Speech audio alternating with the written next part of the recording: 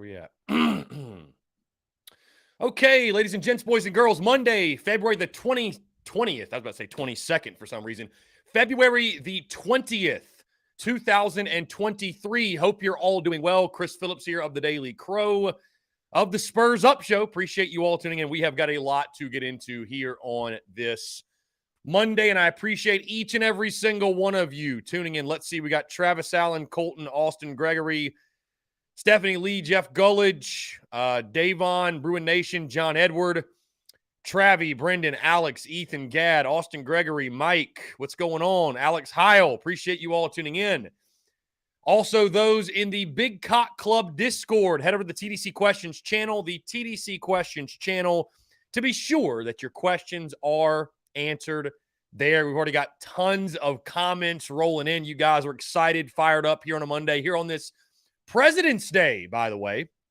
I'm sure many of you are off today, enjoying your Monday, enjoying your President's Day. So if that's the case, again, guys, hope you enjoy it and appreciate you guys taking the time to tune in to us here on this Monday. Of course, as always, TDC brought to you by our friends over at Prize Picks. Go down the Prize Picks app or go to prizepicks.com and use the promo code TSUS to receive a 100% instant deposit match up to $100. You can play anything and everything. College sports, pro sports, everything in between. They've got it. Anything you can think of. And so many fans and listeners of the Spurs Up Show have made tons of money with our friends over at Prize Picks. So again, be sure to go check them out. prizepicks.com and or go down the app. And when you do use that promo code TSUS at sign up to receive a 100% instant deposit match up to $100. Be sure to check them out and tell them that Chris from the Spurs Up Show sent you. Again, you guys are fired up here on this Monday. I truly appreciate you guys tuning in. Really excited to chat with you all. It is a sweep Monday as South Carolina takes care of business in emphatic fashion over the weekend, scoring 49 runs in 3 games in the series sweep over UMass Lowell. Just pure domination across the board. Podcast dropped this morning, by the way, episode 761. And if you've listened to the podcast, you know that was the word of the day, just pure domination, what South kind of did in all 3 phases, right? Offensively, defensively, and on the bump as well. So really good stuff. A fun weekend at Founders Park. And the baseball obviously continues this week, right? 8 games in 10 days to get the season going. South Carolina will return to action tomorrow against Winthrop, and then Wednesday against Queens. Then you get the day off, and of course the weekend series against the Penn Quakers at Founders Park all weekend long. So really exciting stuff, guys. College baseball's off and running. What a weekend it was. Truly just so thankful to have baseball back. How about men's basketball, by the way, getting to feels good to be good all across the board this weekend. Women's basketball, a little bit tougher than it probably should have been, but they squeak out a W. So everybody on the winning side of things. And I think I saw somebody say, too, that softball's picked it up. I think softball's kind of gotten hot after starting the season, maybe a little bit slow, losing that first game. So let's see. Let's see. Gamecocks softball. Yeah, they swept the final day of the Carolina Classic. Gamecocks have won 8 in a row. Wow. Okay. All right. Do not sleep on the softball team. So, feels good to be good across the board right now, at least. Really exciting stuff. Yeah, let's see. The softball team, 8-1 record. They lost that first game and have won since, winning 8 in a row. How about that? Really good stuff. They will return to action. Let's see. Wednesday at Georgia Southern, a 6 o'clock first pitch on ESPN Plus in Statesboro. So, really good stuff. Really good stuff. A lot of folks, a lot of teams, if you will, getting the job done. And again, I do want to hear from you today. Phone lines are open, 843-790-3377. We're taking your questions, your comments, and your calls, as we always do. Colton Carnell, let's dive into your questions. He says, do you credit Monty's addition to the hitting increase? I mean, again, let's go ahead and get this out there, right? It was one weekend. Against UMass Lowell. With that being said, I'll say this. I don't think it's the correct mindset to come into this Monday. You can't just completely discount what South Carolina did. I understand the competition, what have you, but there were a lot of other teams that played a lot of unranked ball clubs that didn't fare as well as South Carolina did. So you got to tip your cap and give credit where credit's due. So I think you look at Monty Lee and say, you know what? I liked the approach all weekend. I think Gavin Cassis was the one really was the one kind of feast or famine kind of guy in regards to home run or outright. Kind of reminds you of a Wes Clark, but I thought that, which is fine, right? Which is fine. But I thought the rest of the lineup, I thought it was a very well-rounded approach, truly. I thought you saw guys, getting deep in counts, finding their pitch, not trying to do too much. Kip Balknight talked about this a lot on the broadcast in regards to guys swinging and being a teammate, right? And one of my favorite conversations I've ever had about hitting was with Alex Destino. You guys probably recall that name, right? Alex Destino parked a lot of balls over there by Image Inc. in his time at Founders Park. But, he talked to me about hitting. And he said, Chris, 0-0, 1-0, 2-0, you're ahead in the count. Hey, get your hack in. Swing for the fences. Get your money's worth. You should do that. But when you get to 1-1, 1-2, you get behind in the count, be a teammate. Now it's time to be a teammate. And I saw a lot of teammate type of swings. I saw a lot of guys, it didn't look like they were going for the feast or famine type shot. It didn't look like they were going for the home run or nothing type of swing, right? Like I saw a ball, Carson Hornung, he had a home run that it was a laser line drive. I saw a lot of line drives, a lot of hard hit baseballs that way. I want a lineup that can hit home runs. We all want a lineup that is able to hit home runs.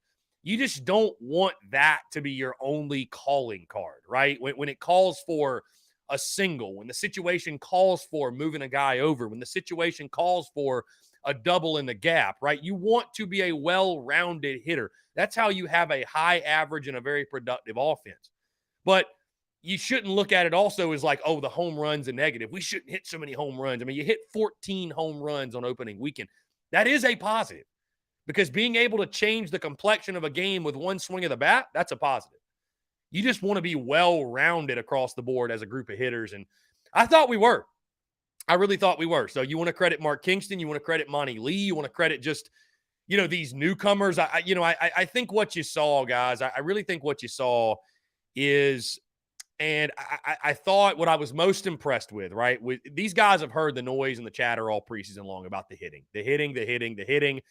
I even talked about last week how, just winning wasn't good enough. You needed to have sort of a loud weekend, if you will. And you did that, responded the right way. More on that in a second. Let's jump to the phone lines. Evan, what's up, man? How are you? Hey, man, doing good. How are you doing? I'm doing fantastic, man. Appreciate you asking. What's up? Hey, man, nothing new. I've been watching your show for a couple of years. Hey, do you tune into the Jackpot show at all? Do I tune in a Jackpot show? Carolina Jackpot? Yeah. I do not. I can't say I do, man. I'll be honest with you. Doing what I do, I don't have a ton of time to tune into other shows. No, I don't really tune into anybody else's show, to be honest. Hardly ever. But no, I've seen his stuff here and there, but I don't tune in on like a regular basis or anything. Oh, well, yeah. If you ever have free time, man, that's a good Carolina type of South Carolina Gamecock channel. But hey, man, things are looking up. I know you're talking about baseball, but I just tuned in for a second. I got a little bit of free time, but man, things are looking up for the football team as far as recruiting. Yeah, I mean, I think what you just finished with in the 2023 class. How could you not be ecstatic about it? And then your start to 2024 is incredible. So, no, yeah, man. I mean, I what is there to complain about? I guess. I mean, really, truly. What is there to complain about at this current juncture? So I think Beamer's building it the right way. And, we got a ways to go before kickoff. But, I mean, yeah, I mean, I think South Carolina's certainly trending up, no doubt. Yeah, it's kind of funny to me to think back to October because I was at a wedding with my girlfriend during the Florida game. So I pretty much had either been at every home game for Carolina or watched them on TV. And that certain one, I couldn't. All I was seeing was like I had to like sneak my phone during the wedding, and Florida just beat the brakes off of us, and it was like felt like the end of the world. I was like, oh man, all this hope in Beamer and all this hope in everything, and Tennessee's gonna come in and just knock us out the park. And then man, just being at that Tennessee game, there was nothing like it. Nothing like it. Yeah, and I think too, speaking to what you're talking about, because I recall that very well also being in Carolina Ale House in Somerville and watching Florida beat our brains in. I think it's a very good reminder of how, one or two games can really change the perception of how you feel about your program or your team and your coach. Because I recall at that point, Shane Beamer was catching some heat, no doubt. And I think it's good to remind people to try to stay even keel, because the highs are and that's what makes SEC football great, is it's a roller coaster. The highs are so high, but the lows are also so incredibly low. And hey, you go lose to UNC week 1, how are people going to react? Is the sky going to be falling again? You know what I mean? Like, so I'm just, it's, I don't think we're going to win the SEC championship this year. I don't think that, I think people need to, if we go 8-4 or better again, we had a fantastic season in year 3, and I think that would be a success. So, I know it's tough, and, I'm almost like preaching to myself, because you can get carried away on a week in, week out basis. I mean, again, that's why I love baseball, because you don't overreact to one game. In football, one game, and you got to stew over that game, win or lose, for a week, and people just lose their collective minds, right? And that's kind of what makes it great. But it is. I think it's good to recall the good and the bad from last year and kind of learn from that as a fan and bring that into this season. Because I'll tell you this: there's no guarantees, right? I'm excited for Beamer. 100%. I think we're on the up and up, but there's as many reasons why. There are as many reasons why. Hey, we could be this year's Tennessee. In regards to we could be last year's Tennessee this year, right? We could surprise, win 10 games, win 11 games. We also could be Arkansas of last year, who went 6-6 and had all these crazy expectations. So it could happen. I was thinking something similar to that. Yeah, it could happen. As far as the Arkansas to last year, I was thinking something similar to that. There was a lot of hype around Arkansas. A lot of hype. Yep, a lot of hype. Like you said, 8-5. Yeah, that's blown it out the water. I would be happy with. I'd be content with 6-6 going bowling again. I would be okay.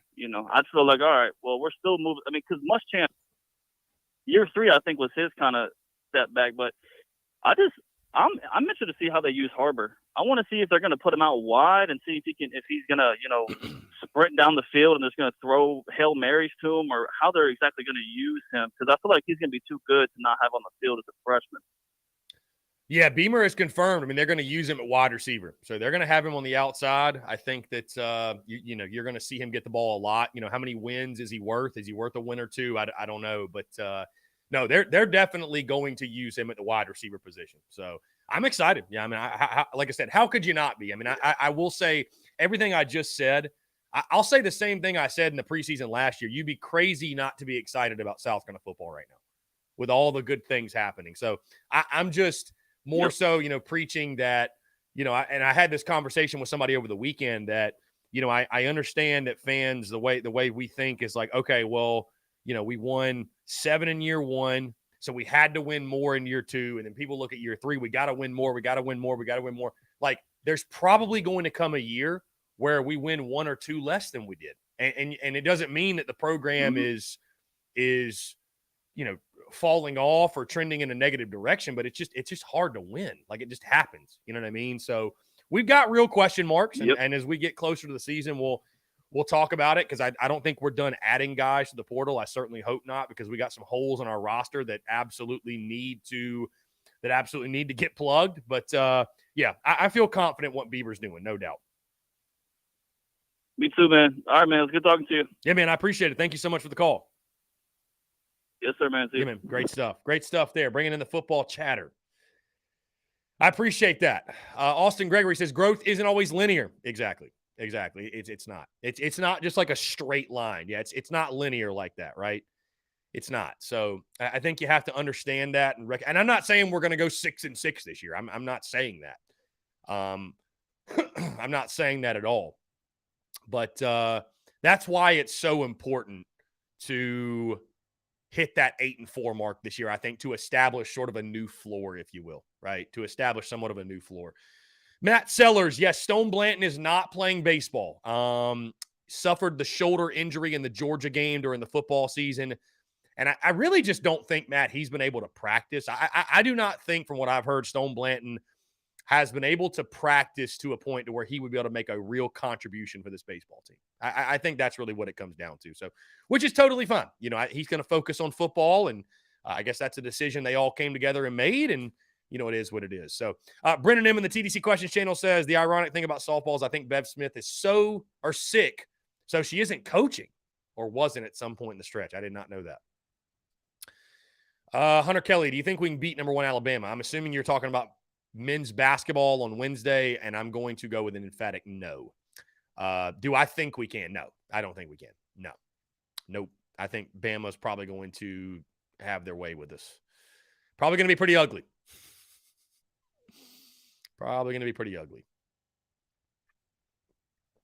Anyways, guys, 843-790-3377. And I don't think he took it as a slight or disrespect, but no, I admittedly have not tuned into a whole lot of Carolina Jackpot's content. Like I said, guys, it's not because, from everything I've heard, I think Carolina Jackpot does a great job. And, I've mentioned it many times. Gamecock fans are very fortunate, right? That there are so many talented content creators across the board. I mean, you've got a plethora of podcasts and shows and just content as a whole that you can tune into, which is a great thing. You got some people that do it some of the time, part-time, full-time, what have you, you know what I mean? And it's a great thing. So, I think Carolina Jackpot is just one of those that's in the catalog of Gamecock content creators that people can tune into and find entertainment from. And, from everything I've heard, he does a really, really good job. So I've got nothing but positive things to say about, what Carolina Jackpot does. And, but I just, when you do what I do and you create your own content, you stay, I'm not just creating content, right? I'm wearing all the hats, running a business, doing everything else behind the scenes. Not a whole lot of time to, and I'll be honest with you guys, when I tune into podcasts, 99% of the time, if I'm listening to a podcast, it's a self-development type of deal, spirituality type of deal. It's something that's not sports related, right? Because I feel like a lot of times if I'm listening to a Gamecock show, it's just like, I've already touched on all the things they're talking about. You know what I mean? So it's like most of the time it's just, and I don't have the time either to consume other folks' content in that regard. So I'm very careful about what I am consuming, and I limit that to, again, self-development type stuff and self-improvement type of things, and what have you. So anyways, 843-790-3377, guys. Panic Ritter, yes, you were wrong. Shocker. Lynn Turner, what's going on? Yeah, hits up and down the lineup, no doubt. Jeff Gullidge says, missed baseball this weekend. My daughter had her dance recital this weekend. She did amazing. Great to hear, Jeff. He said, love the recaps and coverage. Keep it up, Jeff. Absolutely, my man. I got you. Hey, that'll be the case all season long, my guy, all season long. Austin Gregory did want to point out Prize Picks is a free square for Luke next year, over half 30-point games. Y'all go hop on it, free money. Use promo code TSUS. Absolutely. When you score 49 runs, have no errors, and pitch lights out, there's no level of competition that isn't impressive against. Absolutely, Austin. I agree with you. I agree. Yeah, Brian, softball has won 8 in a row. And back to the baseball side of things, guys, I will say this. Back to the baseball side of things, I thought what was so impressive is, again, all the noise and the chatter in the preseason, of course, could this team hit, right? The hitting. That's going to be where the pressure's at all season long. We feel good about the pitching, and the defense passed their first test of the season, right? Looked really good in the field. But the hitting, that's going to be the constant question mark week after week after week. And I thought that the way they responded was really impressive. But when you look at it, it shouldn't be that much of a surprise, because Mark Kingston preached all preseason about a veteran lineup. And you look at the transfers that came in. These are guys who have done it before, right? They've been on stages with pressure, right? Pressure is not a new thing to them. And I think that's why this ball club was able to handle it so well. Never did I sense this team was pressing. Never did I sense this team, felt any sort of external pressure. It looked like to me a team that was confident. They were confident in their approach. They were confident in their talents and their skill sets, and they executed on it. And again, I think that speaks to guys like a Will McGillis, like a Caleb Denny, like a Gavin Cassis, like a veteran in Braylon Wimmer, like guys who have taken a jump from their freshman to sophomore year campaigns, Cole Messina, Talmadge Lecroy, Carson Hornung. So to Mark Kingston's credit, I think he was right in the sense of this lineup should be better because of the veteran presence that it now has. And I think you saw that all weekend long. Guys taking confident at bats, being in control in the box, right? Very few times that I see guys that look like get flustered or kind of didn't have a plan up there, right? So, and I thought guys were able to make adjustments. I thought the approaches were very well rounded. It wasn't just feast or famine, right? You have guys with tons of power, and you saw that 14 home runs over the weekend. But I thought the approaches were very gap to gap, driving the baseball. Hey, you're going to run into some home runs. You play at a place like Founders Park, it's a bomb box for sure, which is a beautiful thing. But I thought the approaches were solid. Again, it's just one weekend. It's UMass Lowell's pitching staff. We all get that. But for all things considered, when you think about the fact that the hitting was the talking point all preseason long, and that's really where the pressure lied on opening weekend for this team to respond the way they did, I think it's a job well done, and I really think you got to tip your cap to the group of veteran hitters the Gamecocks have returning and also brought in as well. So, again, a job well done against that Riverhawks pitching staff. And again, all in all, like I said, I know the level of competition, but it looked like a veteran group of hitters, guys that were comfortable and that are comfortable. And I think that's going to spell, massive success for you. And again, it's just one weekend, right? You get hot, you get cold, it's baseball. But I thought all in all, I mean, what can you really complain about? I mean, you also look at the pitching staff, absolutely dominant. I think we all felt confident in that. Here's what's crazy. You were dominant, and your best guy, Will Sanders, I don't think he had his best day, right? And there's reasons for that. I think that, he didn't pitch all fall. Opening day, the emotions are running high. Will Sanders is going to be fine. Will Sanders is absolutely going to be fine. So I'm confident what Will's going to do. I think he'll return to form. He'll be the dominant Will Sanders we all know and love. Really excited to see who starts this week. I would expect Eli Jerzembeck to get the ball tomorrow. I think either James Hicks or Eli Jones will get it on Wednesday.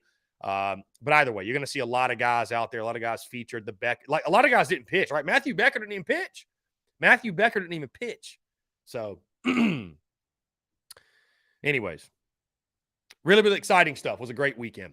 Andrew Murphy, where do you sit on this topic? Do you want to be playing in the big beginning of the year tournaments with the powerhouses? I love that we got to play a bunch of guys, and I see value in both. Yeah, there's value in both, Andrew, and I think a season.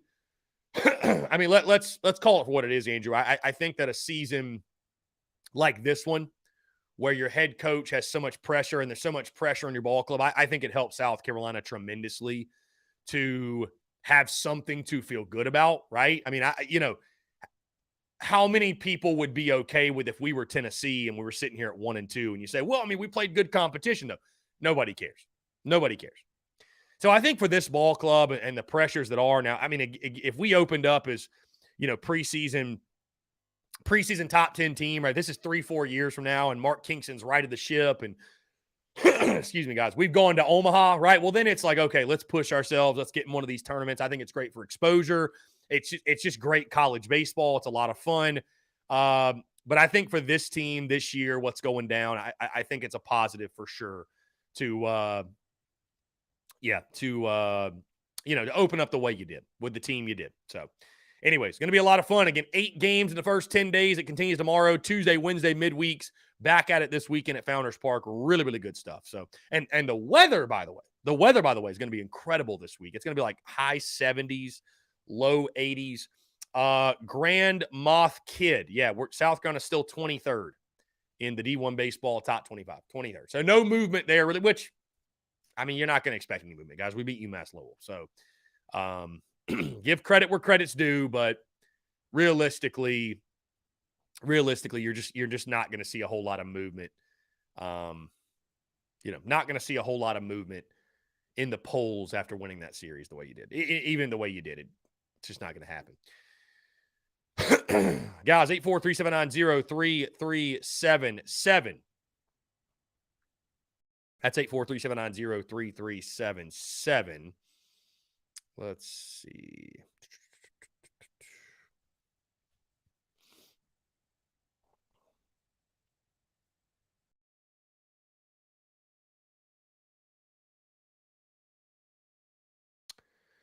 Appreciate you guys tuning in.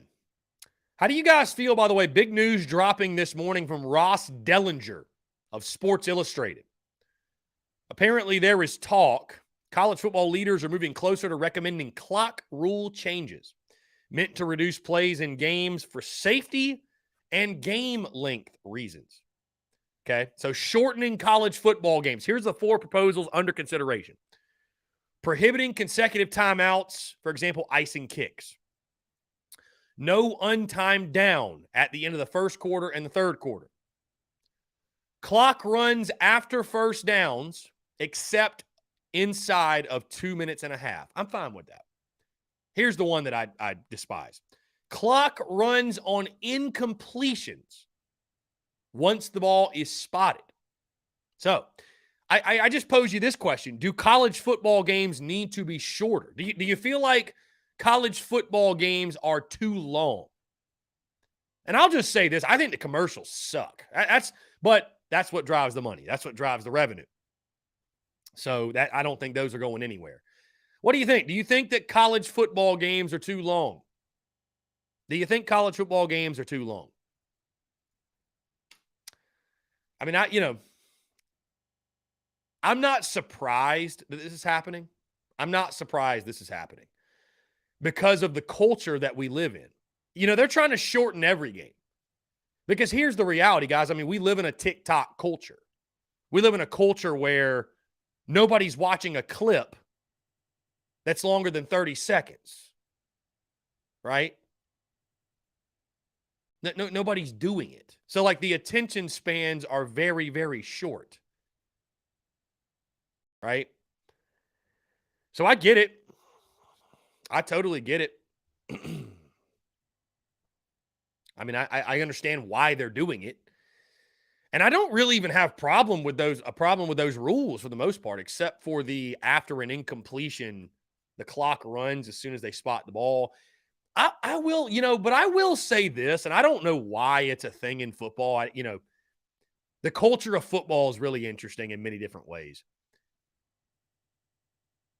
I just like, what? Let me ask you this. And I understand teams get to the line and they make adjustments. They look at the defense. But it's so funny that college football fans and teams and coaches, and you get to the end of a game and you wish you had more time. We need to have more time.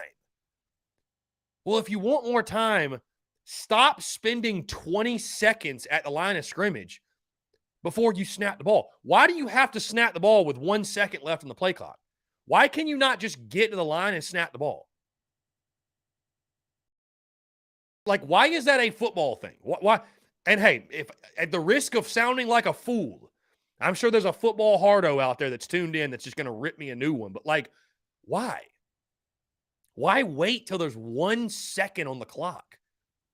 I've never understood that watching games. I've never understood that.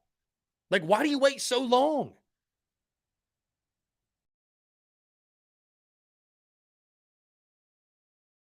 I don't know. I've always wondered, like, you could just go ahead and snap it. A lot of times you're not even changing anything. Like, it's just, I don't know. Anyways, let's see. Austin Gregory, I'd like to know where this army of people calling for shorter games came from. In college football, you're correct. I don't think there's a lot of folks that do so. I think most college football fans just love college football, and they'd watch. I think most college football fans that are diehards would watch a 6-hour game. They don't give a damn. They don't give a damn. I will say that's one of the things I do love about basketball, though, is like how quickly the games go by. I really do. It's a condensed. It's an easy to consume condensed product. That's a lot of fun to me. I don't know. I kind of enjoy that.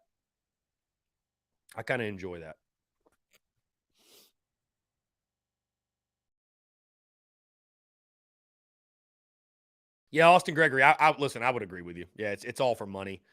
It's a business. I mean, Austin, they're going to make decisions that make business sense, right? They're going to make decisions that make business sense. I absolutely 110% agree with you. Yeah, it all comes down to business. It all comes down to business. So, anyways, guys, 843-790-3377.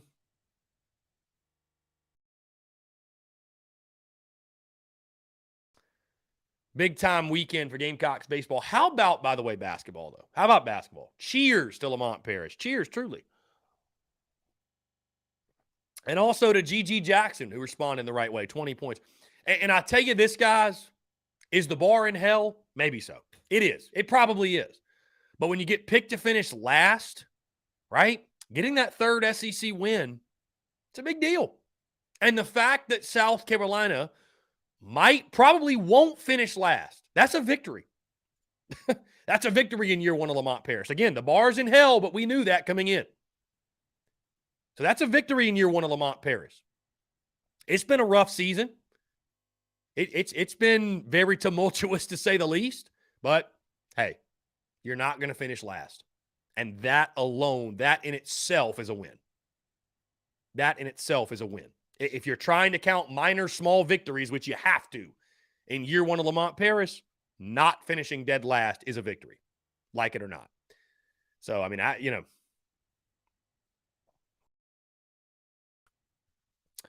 Bruin Nation, how about change the damn 8 and 9 p.m. kickoffs on Monday nights for national championships instead of effing with the clocks? Yeah, Bruin Nation, I don't understand it.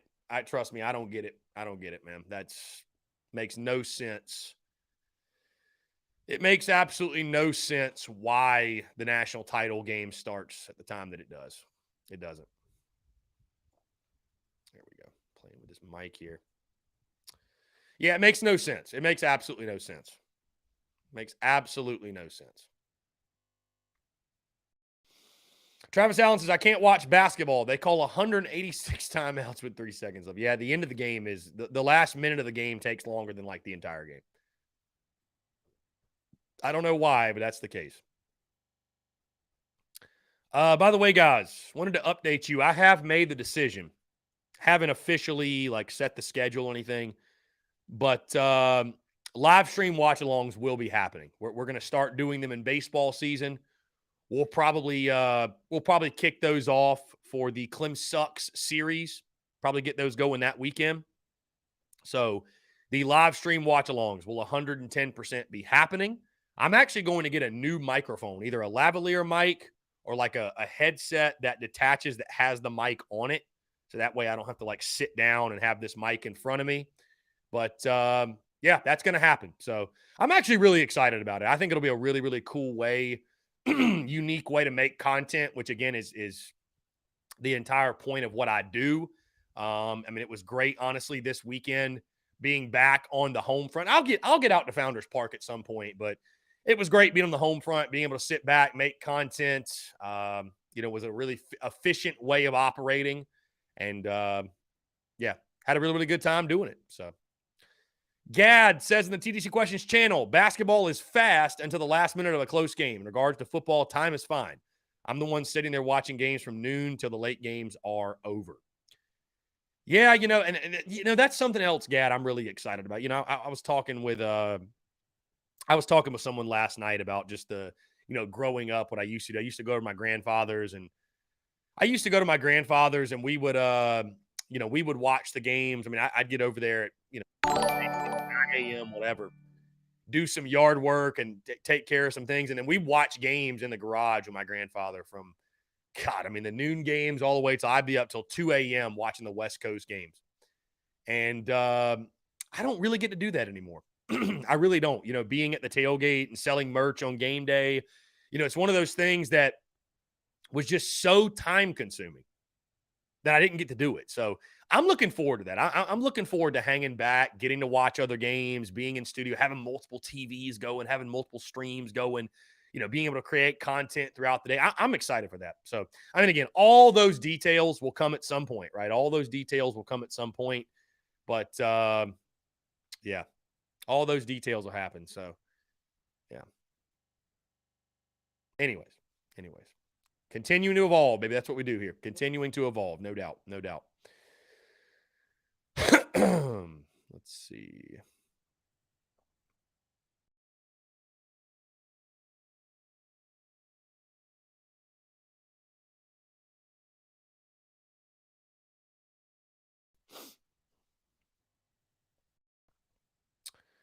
Guys, Carolina Baseball is back after it tomorrow, taking on Winthrop at Founders Park. Then Wednesday against Queens, and then return to action on Friday for the weekend series against the Penn Quakers. Really, really exciting stuff. Again, successful opening weekend. Listen to the podcast that dropped this morning. Full breakdown, episode 761. Episode 761. Full breakdown of the weekend. We handed out the Series MVP award. Who's hot, who's not, key takeaways, all that good stuff. Really, really exciting stuff for sure.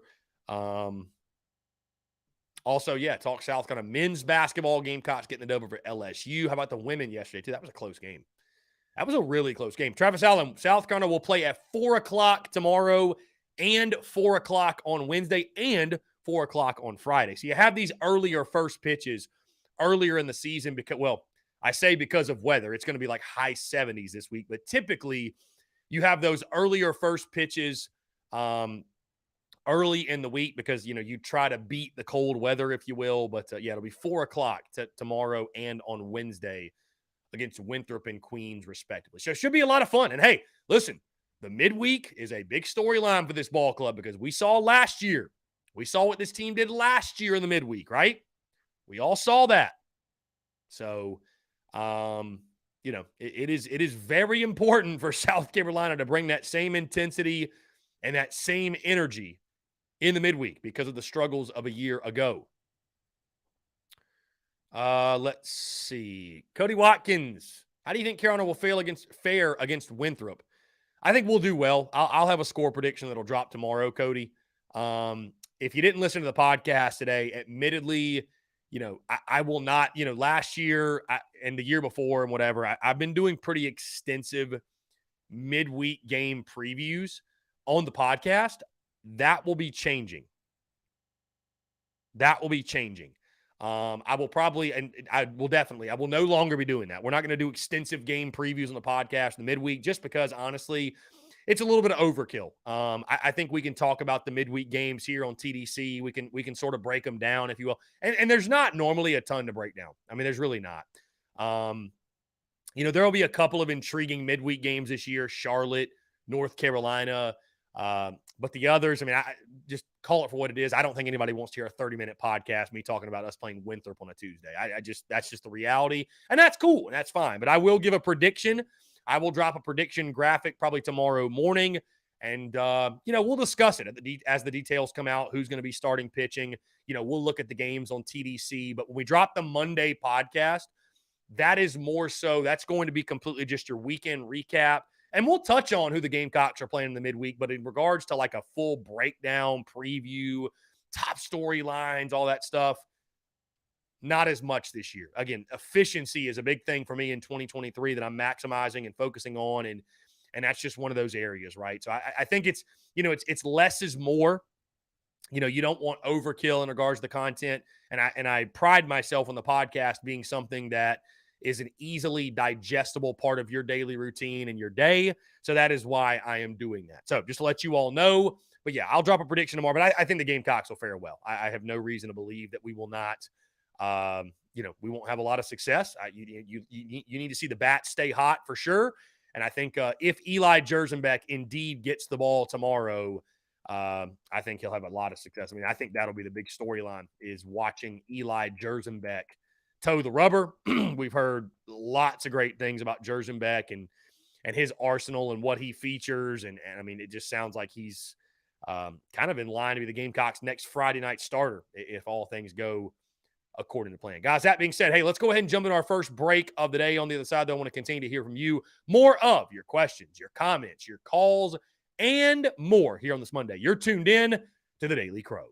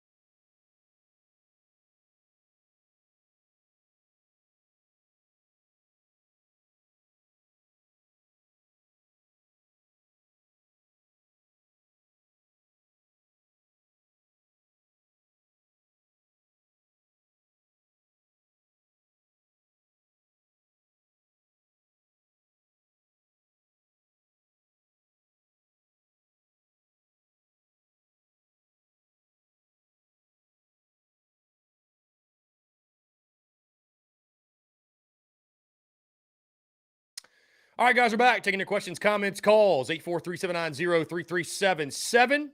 That is 843-790-3377. As I just told Brendan, finally, the slide has been updated. The Carolina Ale House Spring Tour slide, as you guys just saw. We are starting the tour in late March and going throughout the month of April. So really, really excited for the TSUS Spring Tour to get underway in about a month or so. Going to be a lot of fun. Truly do appreciate you guys, and I know so many of you will come out. I mean, the big reason we're doing it, we had massive success in the summer tour that took place before the football season. So really, really pumped, guys. Again, we'll go throughout the end of March, a lot of the month of April as well. Also, stay tuned for events we're going to have coming up. Stay tuned for events we're going to have coming up, guys. I mean, the SEC women's basketball tournament is the first week of March. That's actually here in Greenville at Bon Secours Arena. Yours truly, we might do something with Carolina Ale House. I mean, again, I think South Carolina, of course, is going to be the number 1 seed. Their first game, I think, will be that Friday at noon. So I don't know what that'll exactly mean for TDC. I don't think we'll go live that day just because I feel like it'd be silly to go live during the game.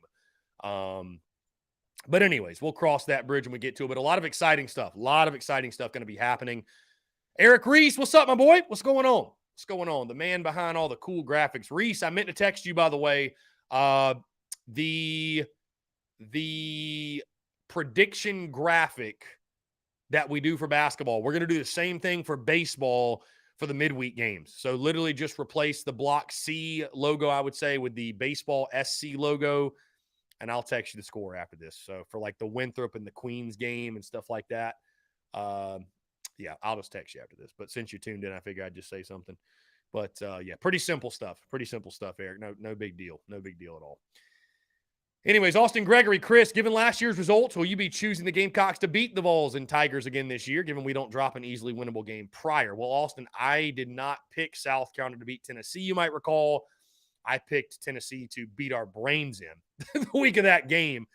And thank goodness I was wrong. I also picked South Carolina to lose to Tennessee in the preseason last year, so which, of course, I was wrong and happy to do so. Clem Sucks was the game that I picked us to win in the preseason. I picked us to win the week of, and it came to fruition. So, yeah, I've picked South Carolina to beat Clem Sucks in my way too early season predictions. I think I'm going to be pretty solid on that going into the game this year. Now, hey, listen, the week of the game, anything can happen, right? So, if South Carolina was 0-11, I'm not going to stick to my prediction just for the sake of, right? I give a updated prediction the week of the game, but if the season goes how I think we're hoping it's going to go, I feel confident that the Gamecocks will get the dub. So we shall see, my friend.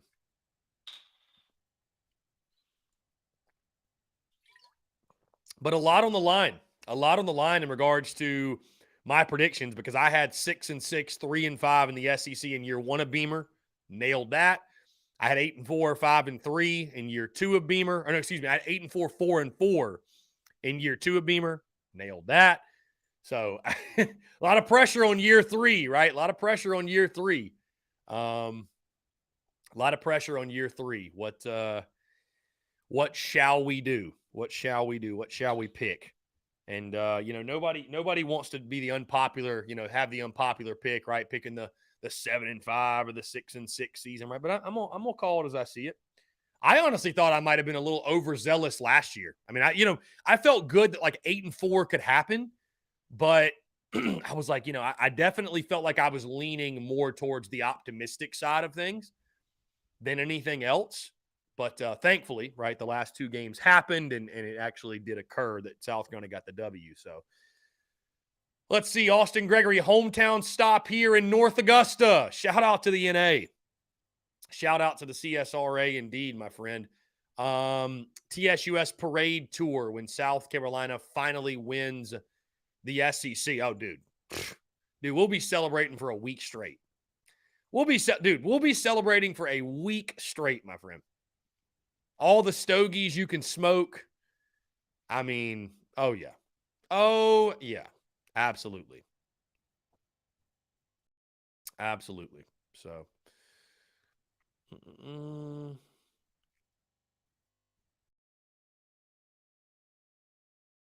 dude, it's insane. That video of Jack Mahoney striking that guy has 458,000 views. 458,000 views on Twitter.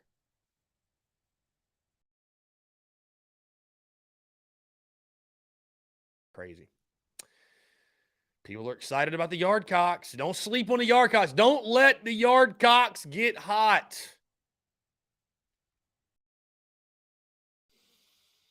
Jeff Gullidge, I know we still have baseball to get through, but I'm ready for the summer simulation games. Those were fun and entertaining. I mean, I thought about it, Jeff. We could do like a way too early simulation series because my guy over at SG1 Sports, he actually did update the rosters. Like the rosters are updated to this current juncture. So I've thought about it, Jeff, but at the same time, I'm like, is that really something I want to add to my plate right now?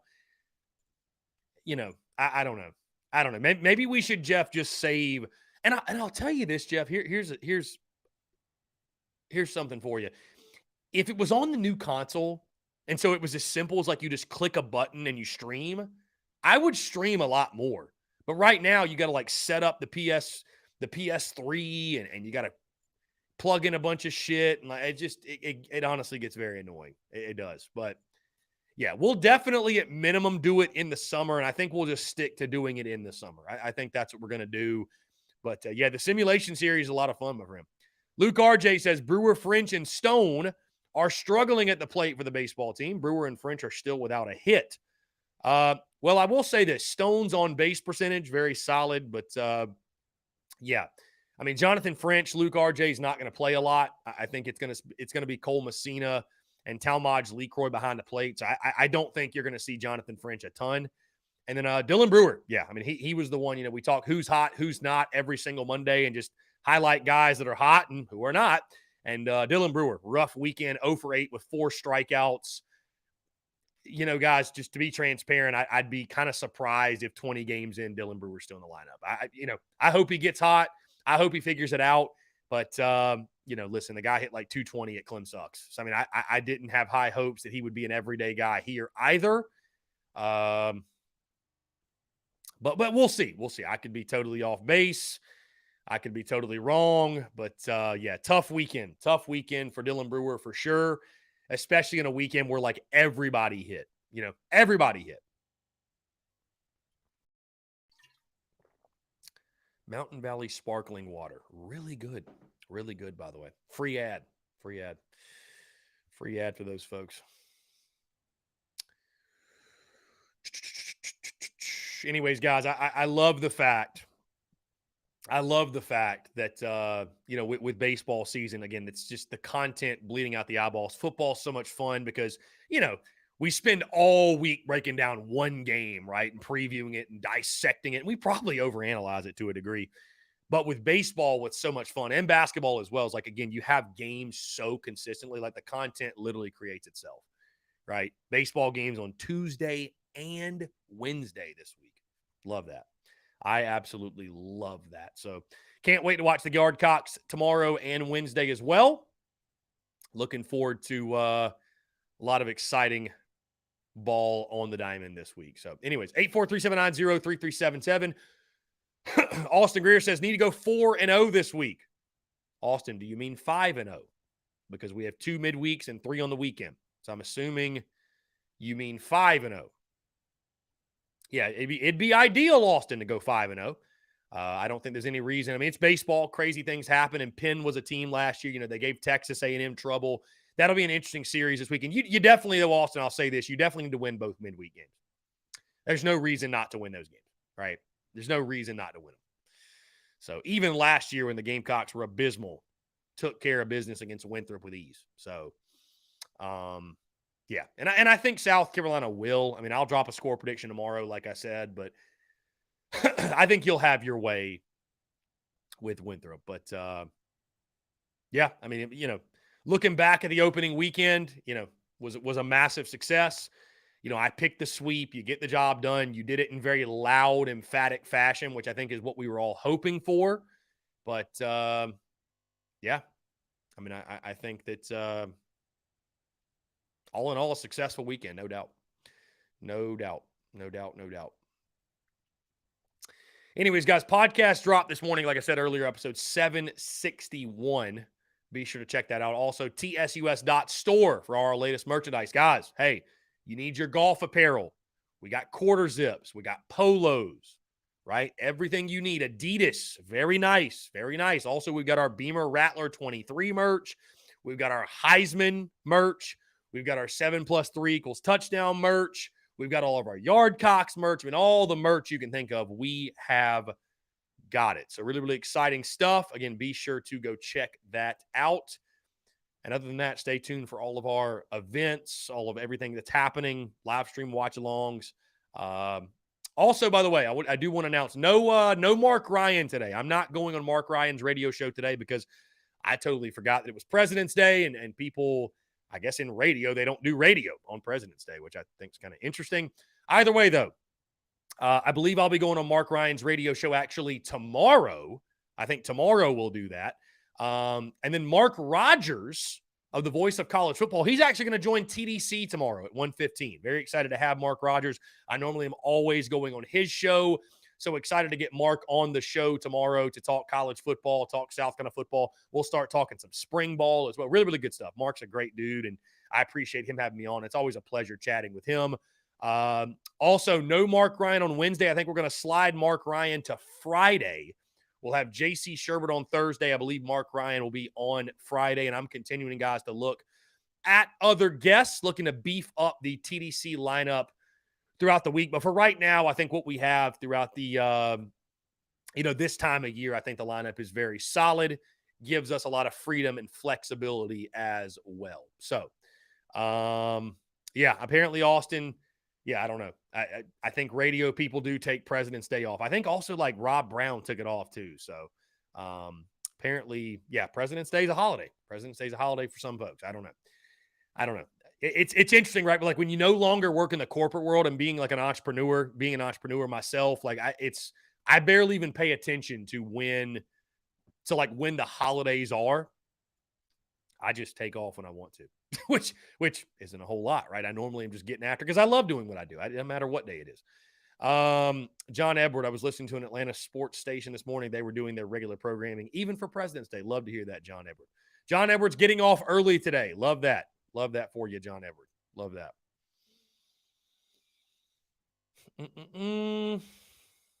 Austin Greer says D1 baseball is riding Tennessee hard. I mean, look, let me just say this. I don't think it's not like football, guys. You're not going to drop Tennessee out of the top 25 because they went 1-2 over this past weekend. So, Tennessee opened up with some tough games. They challenged themselves, and they lost 2 out of 3 in their tournament. But Tennessee, guys, is still going to be very good. They're going to be very good. Let's not get it twisted. Tennessee is going to be a very, very good ball club this year. They're going to be right there at the top of the SEC. At minimum, their pitching staff is one of the best. It's one of the best in college baseball. But again, it's baseball. Baseball happens. So, I would not expect D1 baseball to drop Tennessee from the top 25 because they lost 2 or 3. Now, I saw Kendall Rogers say they lose 2 out of 3 this weekend, right? If they continue to be cold, well, then they'll get punished. But they're not going to, they're not going to drop a ton because they lost 2 of 3 in a tournament, right? It's just not going to happen. So, anyways, let's see.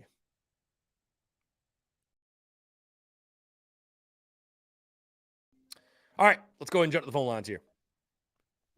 Skyland, what's up, man? How are you?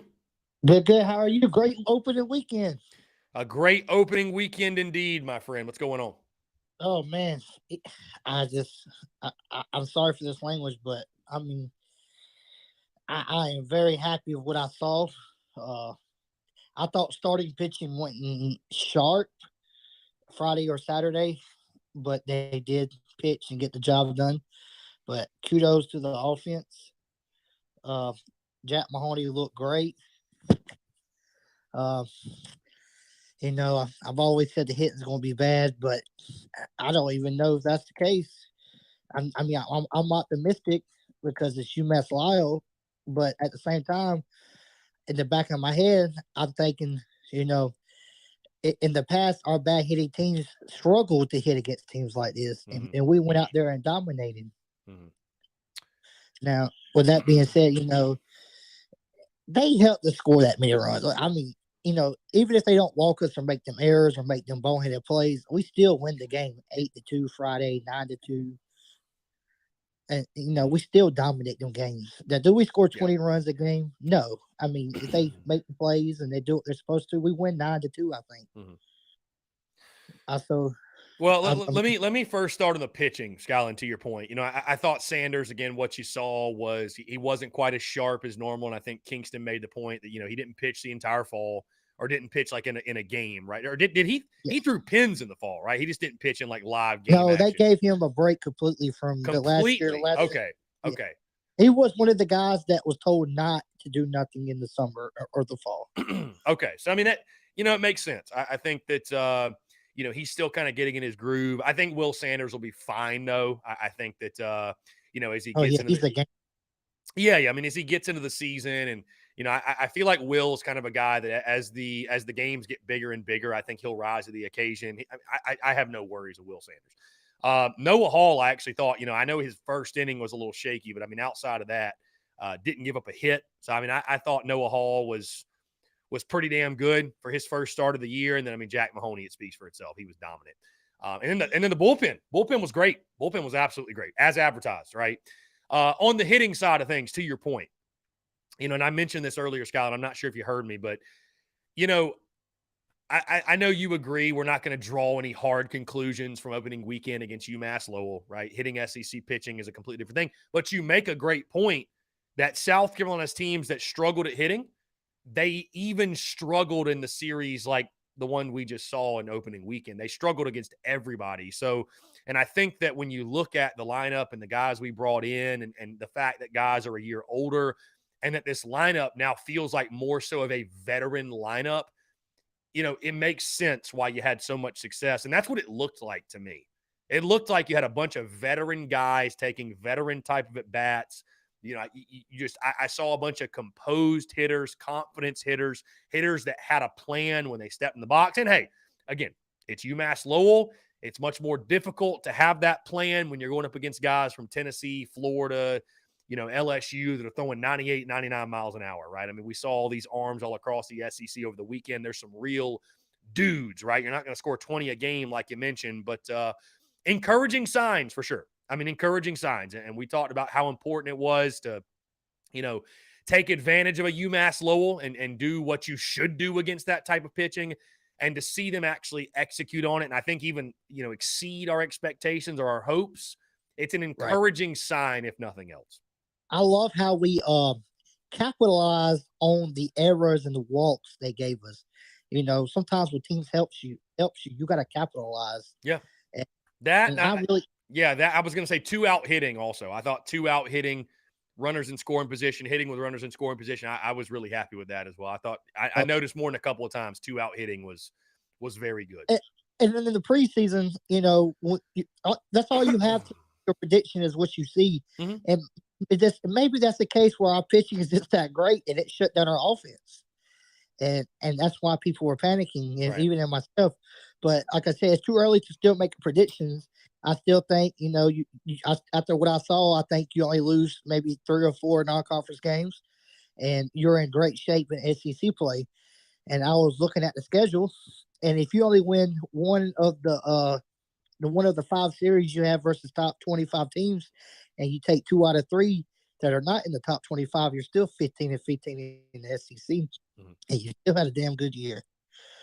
Yeah. So I mean, what's interesting is that from what you told me and from others I heard from, I heard we didn't hit a lot of home runs in the preseason.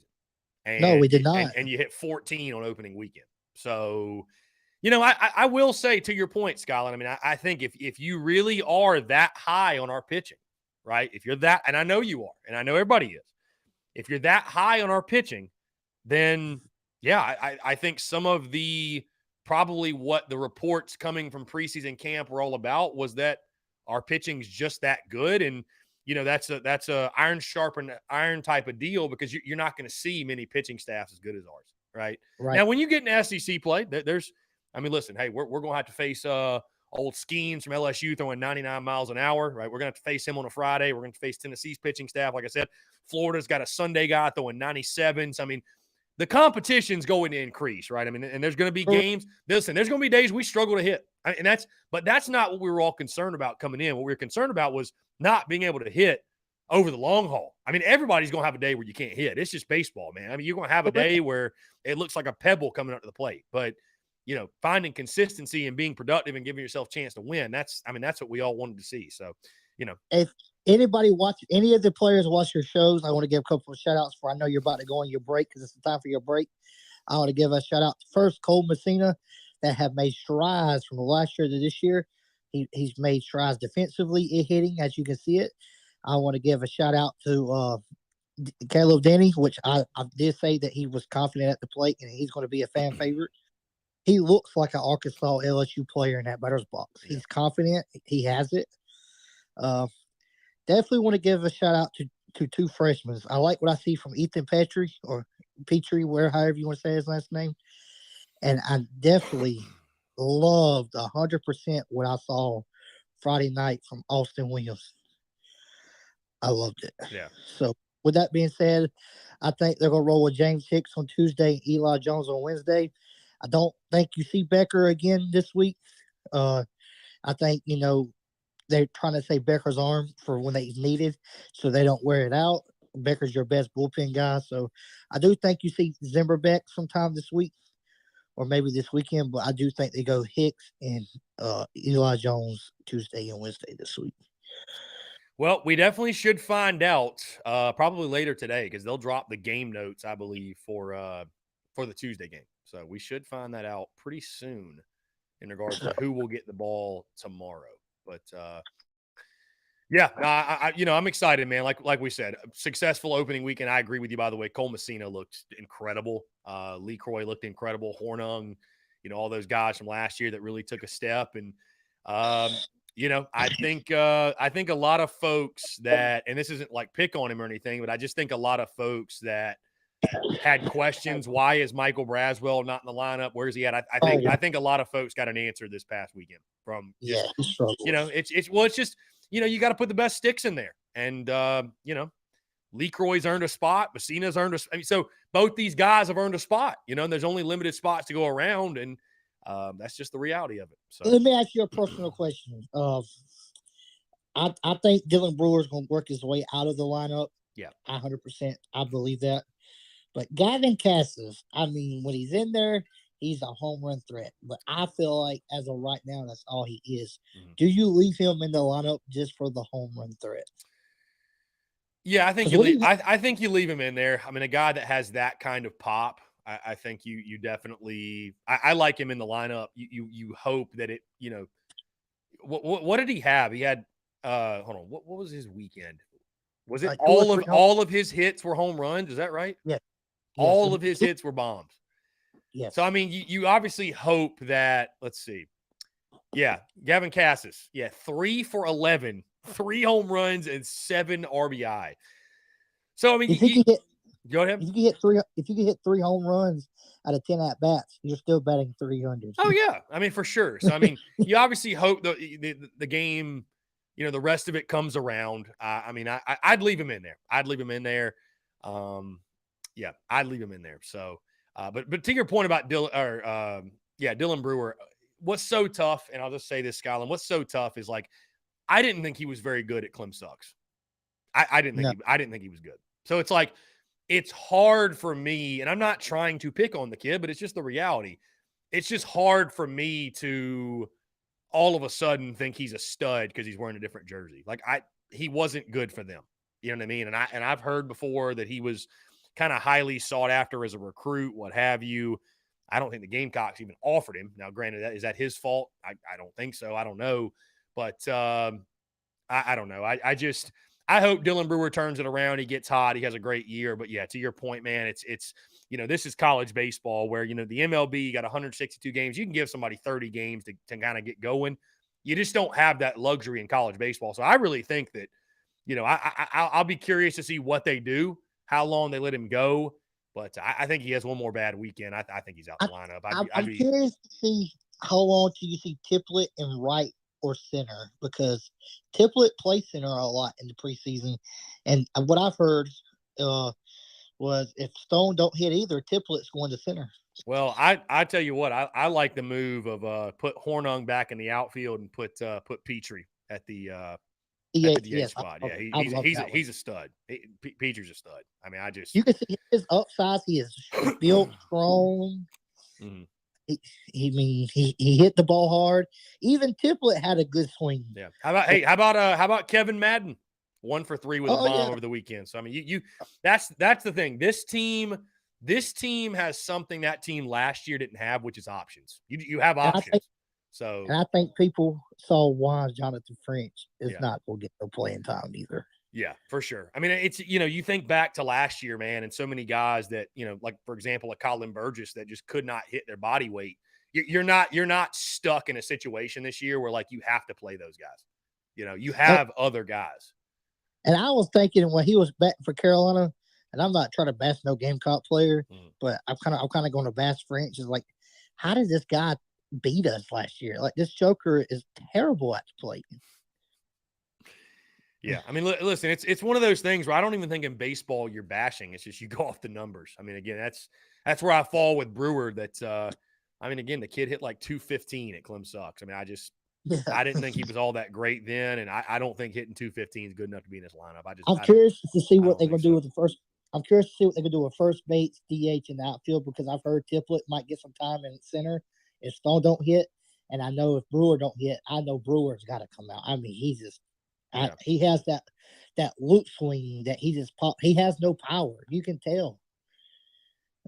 Yeah, he has no pop in his bat, so I just feel like Brewer has to come out. Mm-hmm. And I'm more bashing on the Clemson players that come in because, I mean, you used to be a Clemson player. I don't really give a shit about you. But if you can help the Gamecocks, great. But I just think he's got to. They got to find somebody else to get that better bat in that lineup.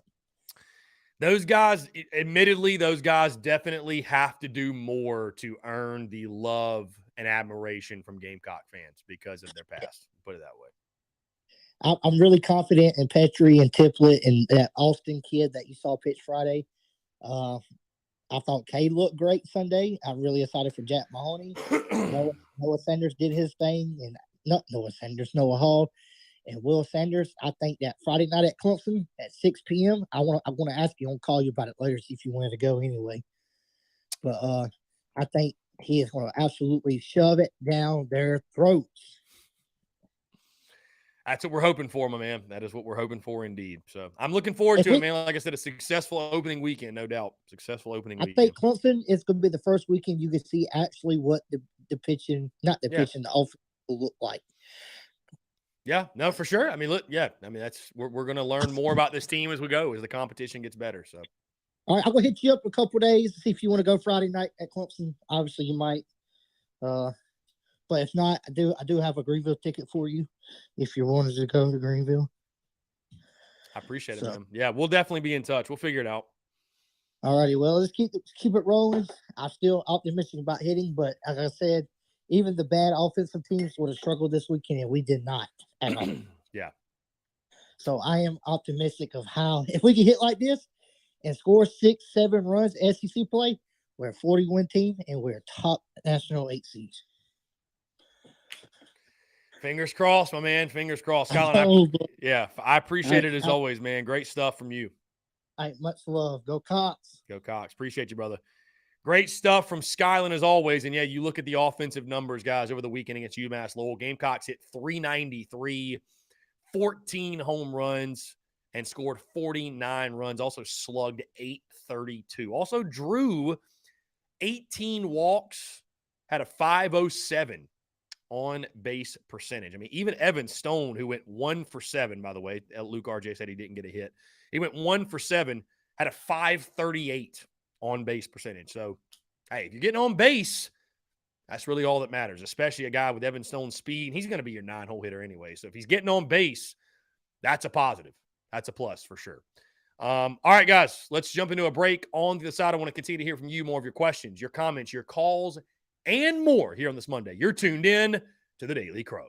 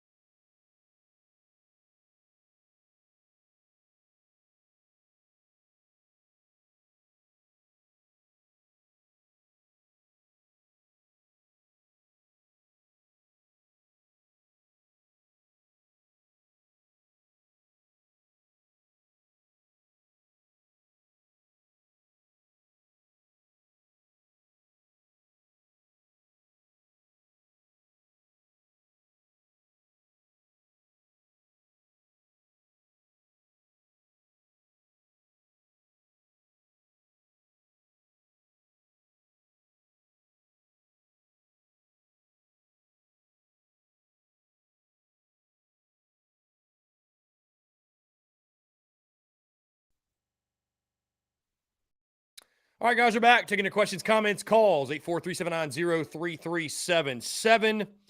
That is 843-790-3377. Here on this Monday, February the 20th, 2023.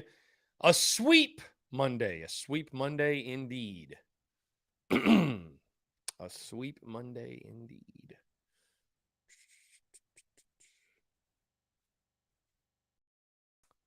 Let's see.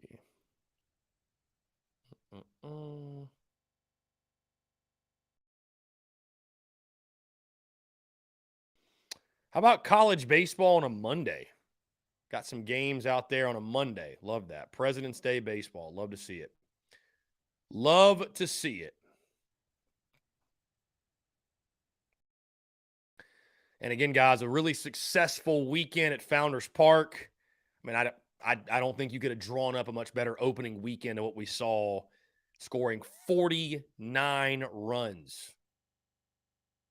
How about this? Wake Forest hit 13 home runs on the weekend. They went 4-0, outscoring Illinois and Youngstown 45-8. So they had a very similar weekend as to what we did.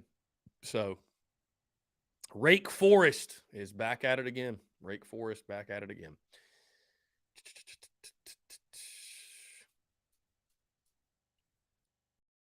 Yeah, Brian Dean, I like the patience that played as well. No, Luke RJ, you said Stone did not get a hit, which he did. Anyways, let's jump to the phone lines. Call from Robbie Davis, Zaxby's Hall of Famer. to accept. Robbie, what's up, man? How are you? I'm doing pretty good. How are you doing on this Monday?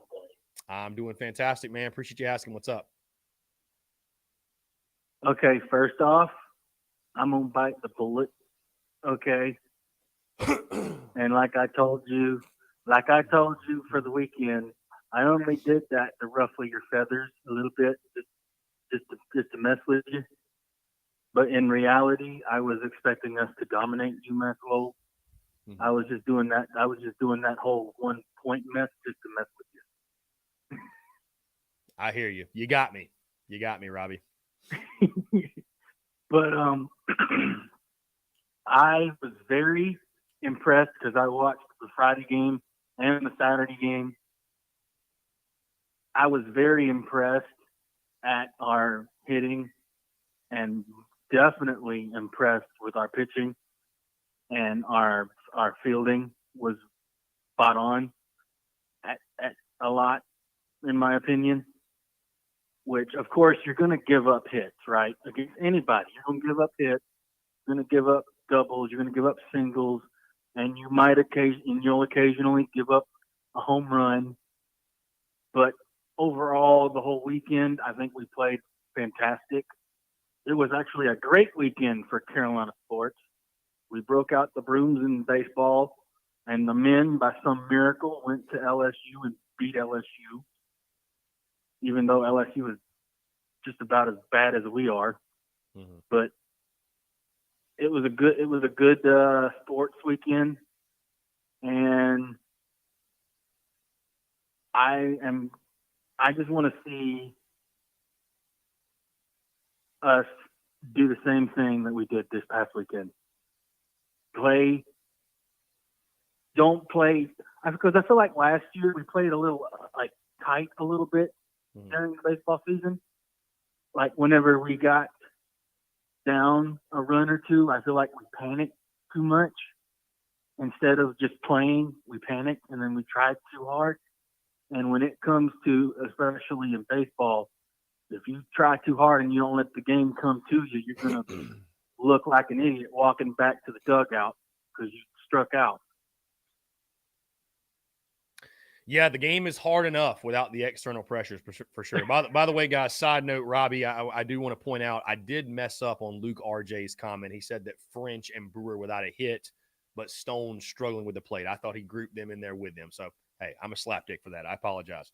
Yes. So, anyway, Stone did get a hit, 1 for 7 on the weekend. Yeah. Brewer, French go hitless. But, no, to your point, for sure. I mean, I thought that we had a plan. I thought we had an approach at the plate, and the key will be to carry that confidence and approach.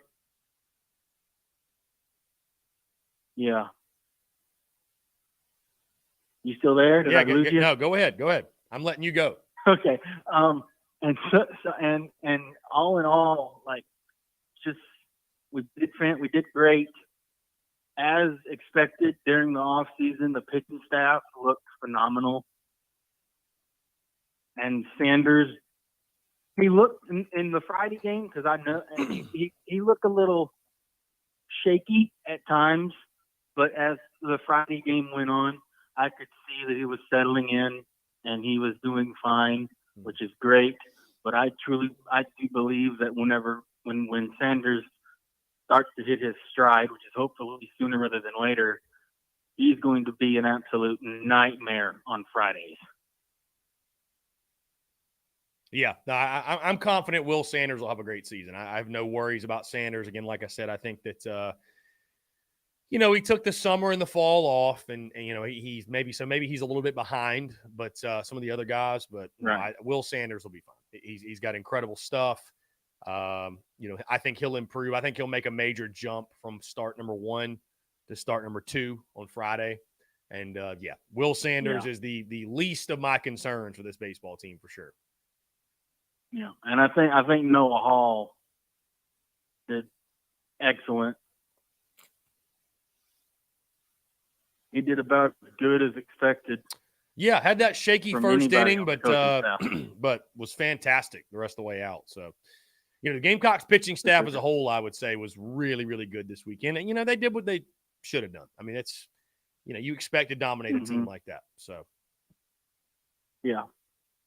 And I watched I finished watching the second half of the basketball game from the other day, because I watched half of the basketball game against LSU, and then I watched the baseball game until I went to my dad's show on Saturday.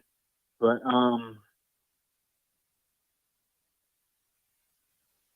with the way I liked the fact that we did something that we normally don't do in a basketball game. We actually attacked, drove to the basket, and tried to get fouls and get layups and all that other stuff.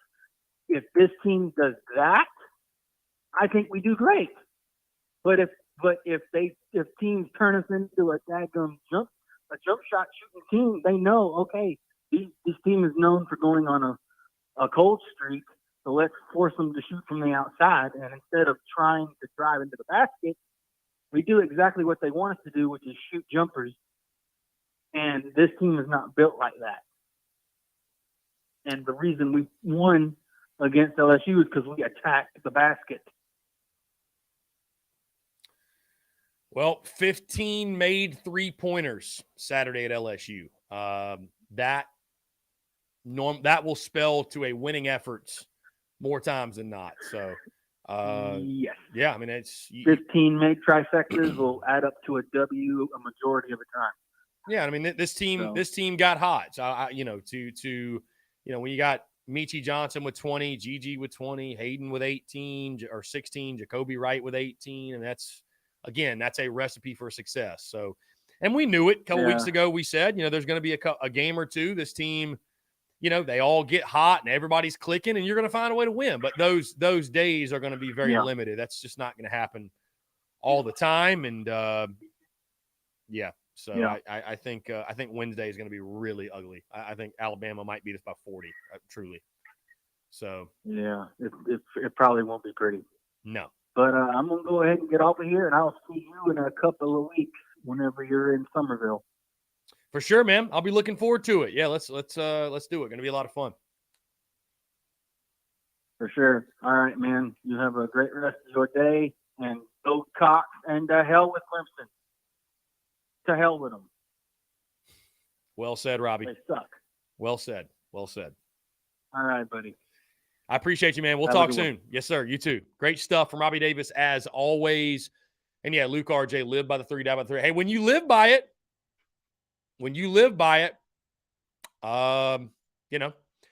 it works out well, right? When you're making them, it's beautiful. But and it's no indictment on Paris's program, man. We're going to lose Wednesday night.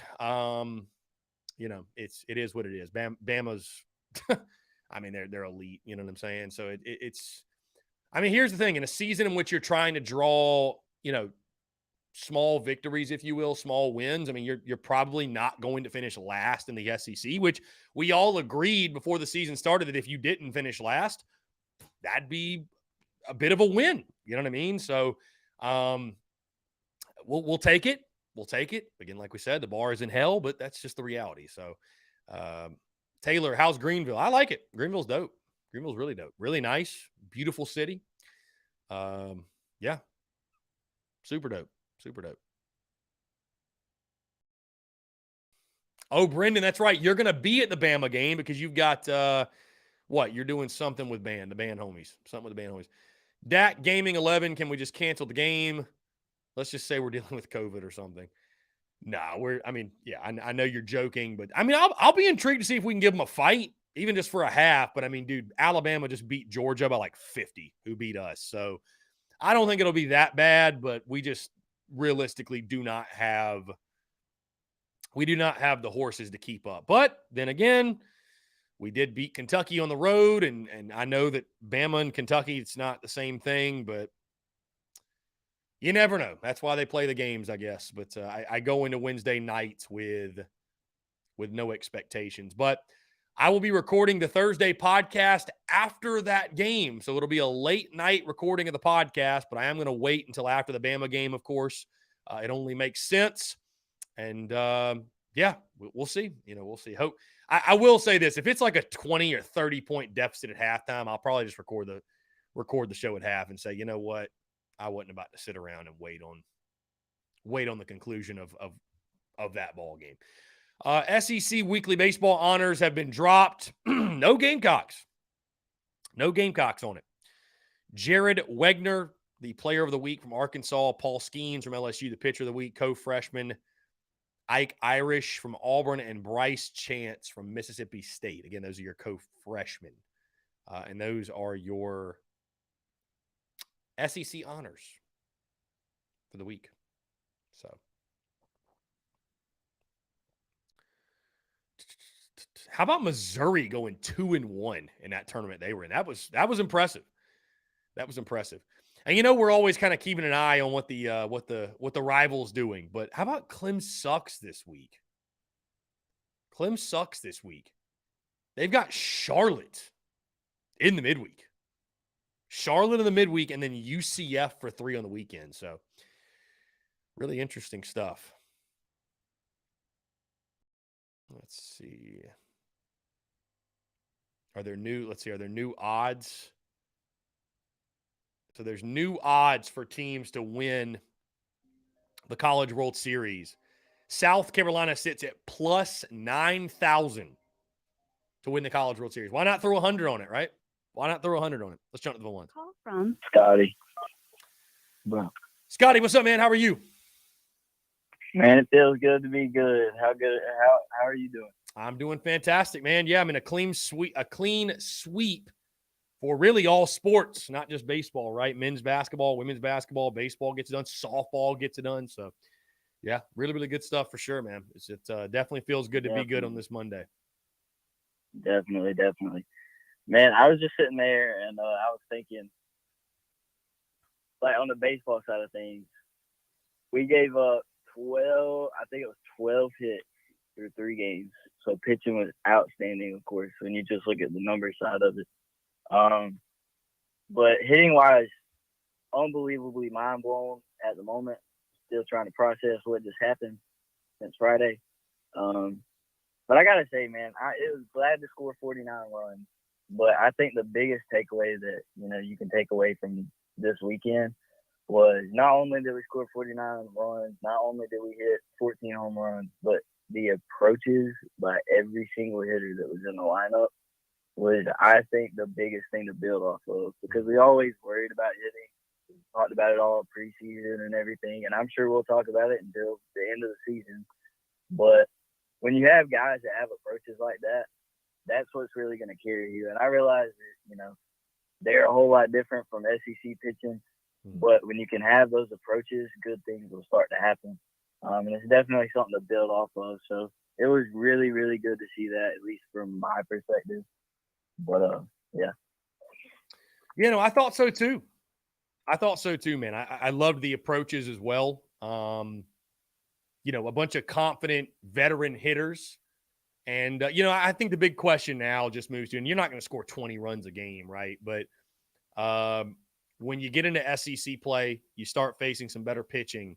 Can you keep that approach? It's all about consistency, right? I mean, it's, you know, when you're facing lesser opponents, you know, it's easier to have a good approach, right? But as Mike Tyson once said, everybody's got a plan or they get punched in the face. So when you're facing Paul Skeens on a Friday night throwing 98 miles an hour, when you're facing Florida Sunday guy throwing 97, when you're facing Tennessee's rotation as a whole, right?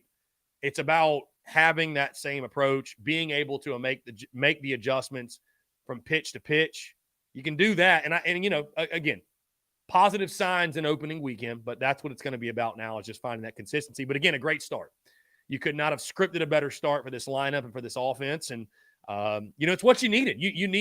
You needed something to feel good about. We talked about this all last week. Just give us something to feel good about. Build some confidence, build some momentum, because you're going to need all that confidence you can get once you dive into SEC play, right? Because then it really turns up. There's nowhere to hide.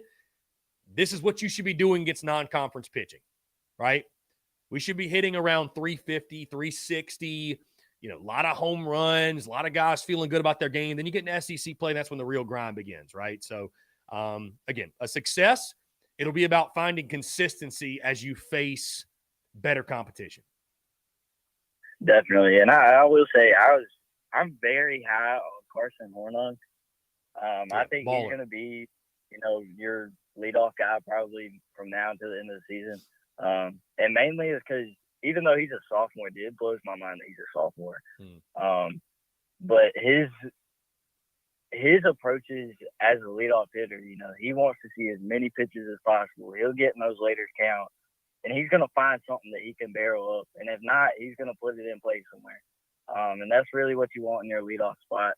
So, I mean, that's good to see with that. And then I think Evan Stone, I know he didn't really have the best weekend, but I think him in the 9-hole, where he's going to draw a lot of walks and he's going to get on base. And then you got Hornung right after him back at the top of the order.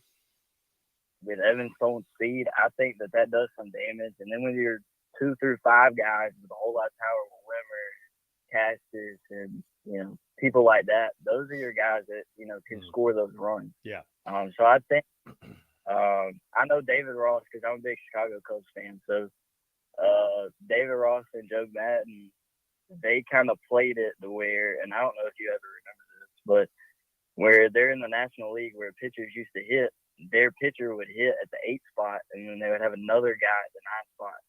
And the reason being is because that 9 guy would be kind of like your secondary leadoff hitter to get somebody out on base when you come to the top of the order. And I think that's what you see with Evan Stone and Hornung and guys like those. And I think that is a big deal, a big advantage, especially when you got those power guys 2 through 5.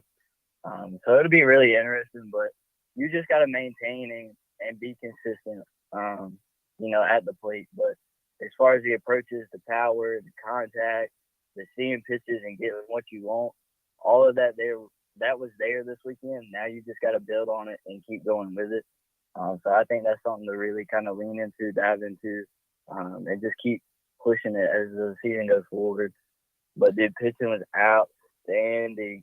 Mahoney had an outstanding day. That was really cool to see. I think Kingston said it was his first game he pitched since for 600 something. Yeah, I was at his last start. I was at that midweek game against North Florida when he popped it. So been a long time. Yeah, I mean it'd been like 656 days I think since he started a game. You know, so no, it was great stuff for Jack. But back to your point, man, about the lineup. You know, Kingston's made the point about Evan Stone. He's going to be one of those guys. He's in there for his defense, right? If he can hit 254 year better, it's a win. Stone's a guy I'd really like to see in the 9-hole. I'd like to see him hit the ball on the ground. I'd like to see him bunt. Just use your speed, right? You got incredible speed. You should hit 250 with your legs. Really, truly. You really should. You know? I mean, he's a guy that I just you need to know you need to understand your skill set. You need to understand the value you bring to the lineup, right? And so your value, you're not going to hit 20 bombs. You're not doing it, right? I'm not saying you're not going to hit a home run at all, but you're not hitting 20 bombs. Use your speed. Like, I don't think he should hit a ball in the air. Truly. It's up to me. You know? I mean, drive the baseball, sure, but like if he puts the ball on the ground, Evan Stone has a chance to make something happen. Right? So I think he can be dangerous down there for you as long as he finds ways to get on base. I mean, that's the thing. He went 1 for 7 on opening weekend, but he had a over 500 on base percentage. You'll take that. You'll take that. Just find ways to get on base. Use that speed. Be a threat. But yeah, man, again, to your point, I mean, all across the board, it was a fantastic performance. And I'll say this, that when you've got the type of stuff that South Carolina's pitchers do, and you combine that also with fantastic defense, which is something that it's not the sexiest thing to talk about. You know, we haven't talked a ton about that today, but the improvements defensively, I thought, were just extremely evident. You combine that, right, the stuff on the mound with elite defense, dude, your offense doesn't have to be that good. I mean, it needs to be solid, but like that helps your ball club so tremendously, right?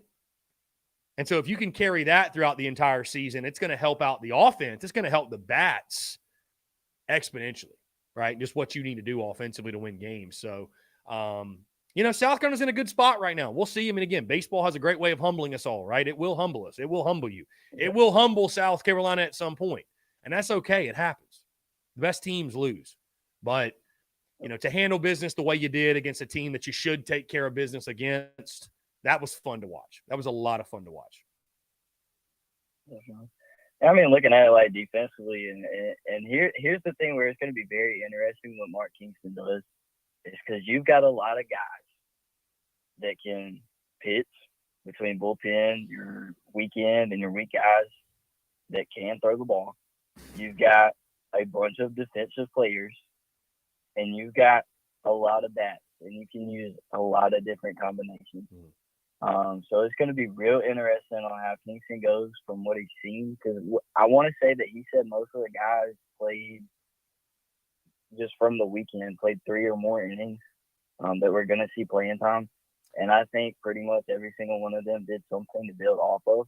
Yeah, the bench guys, Kingston said pretty much all of them saw about 9 innings of baseball, like games worth of baseball. So, which is ideal, which is what you wanted. You wanted to get your guys, you know, try out different dudes and give kids opportunities. And that's how you kind of find out who's, you know, who deserves more and you know, who your go-to guys are going to be. I mean, I think the only thing that's set in stone is, for the most part, is that weekend rotation. I think I think there's some, like the lineup will fluctuate. Yeah, guys will move. Yeah, but I think there's a couple of guys in the lineup that are going to be everyday guys. I think Hornum's an everyday guy. LeCroy's an everyday guy. Probably Messina's an everyday guy. Wimmer, Caleb Denny, right? So I mean, I think there's some set, but you're right. This is the opportunity, or this is the time to shuffle around some dudes, give some guys some opportunities in some different spots, and see how they react. And that's kind of how you figure out what you have. Yeah. But see, I think that's why we're going to be, well, especially after last year, I'm sure everybody like myself is going to be very critical with Kingston. And I think this year with this team and having so many options, I think it opens the door. And I hate to be this guy to say this, but I think it really does open the door for more mistakes. But I hope that he knows that everybody's going to be very critical about how everything plays out this year. But that's my 2 cents on it. Really great weekend, way to build on it and stuff like that. But I will be there Wednesday.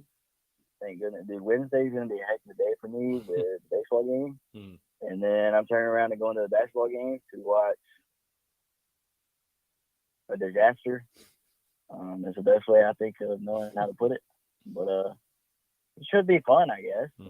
But I mean, best of both worlds, in my opinion. Yeah, hey, little double dip, man. It'll be a double dip. It'll be a fun night Wednesday for sure. A lot of Gamecocks, a lot of Gamecock sports. Definitely. So, but I'll leave you with that, man. It's great talking to you as always. But definitely something to build on top of. But I'll let you get back to it, man. And I'm sure you don't hear this every day, but I just want you to know we all appreciate what you do. I know you enjoy it, but we all appreciate it. And just have that as a constant reminder, even if you don't get it every day. But I'll leave you with that, man. Scotty, you're the man. I appreciate the kind words, my friend, and I appreciate you calling in. Always. Yeah, man. Take care. Great stuff. We'll talk soon. Great stuff from our friend Scotty. And yeah, I definitely do appreciate the kind words. You know, I do love doing it on a day in, day out basis. And I'm just really, just grateful that by following my passions and pursuing something I love doing, that it also drives value to the masses. That's again, that's truly how you found your dharma, and I'm just extremely thankful that I'm in this position, and truly appreciate you guys sincerely. Like I mention all the time, and it's true. TSUS would not be what it is and what it's becoming without your love, your support. So thank you all so much. You all are what make TSUS what it is, and certainly you all are what make TDC what it is as well. Guys, that being said, we are going to jump into one final break, but on the other side, I want to continue to hear from you. More of your questions, your comments, your calls, and more. You're tuned in to the Daily Crow.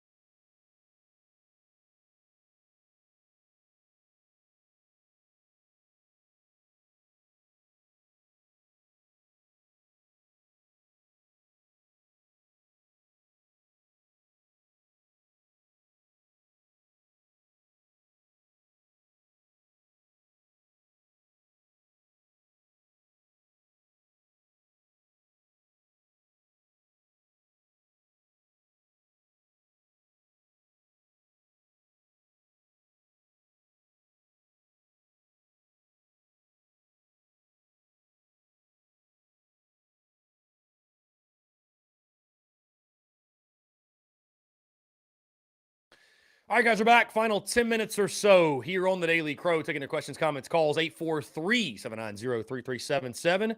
That is 843-790-3377 here on this Monday, getting the week started off right.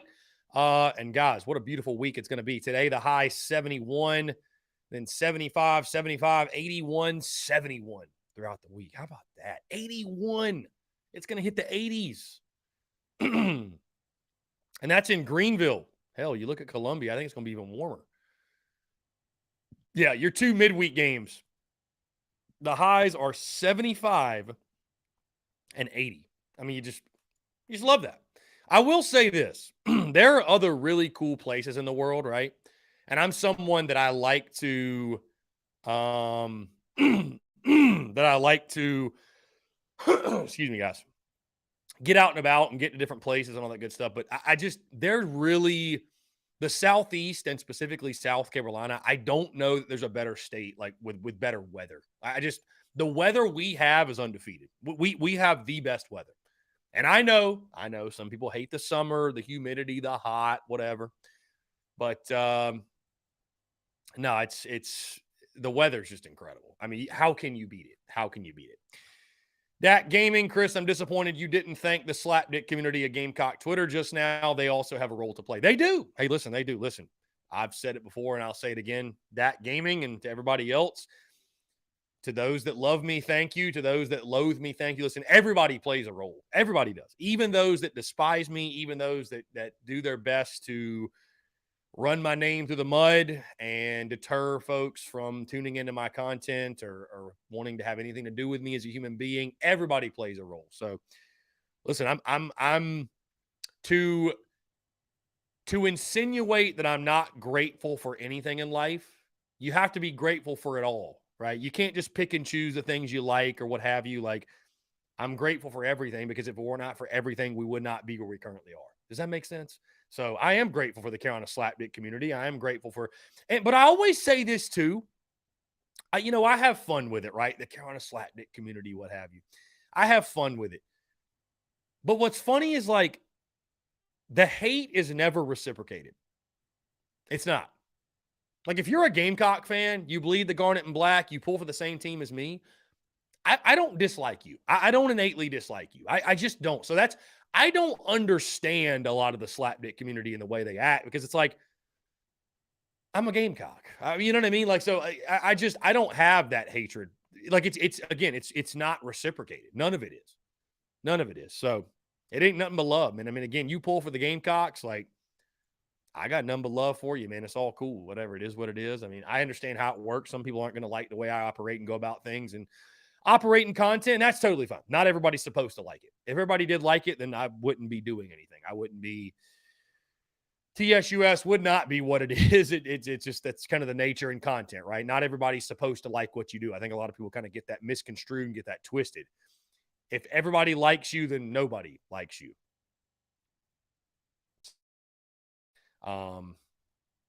Yeah, anyways, though. No, I'm grateful for every single person that interacts, engages with our content, shows love, is critical. Hey, listen, the beauty's in the banter, man. That's why I always say the beauty is truly in the banter. And so I'm grateful for it all, man. I'm grateful for those that love me, that hate me, that feel indifferent about me, whatever.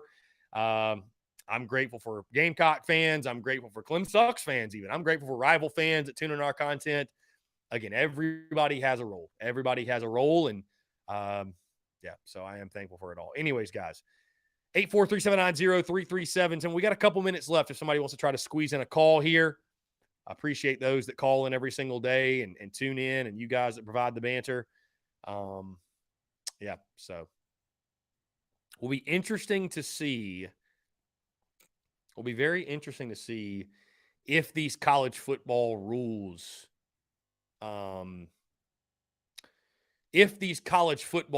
take place in regards to shortening the game, if that actually happens or not.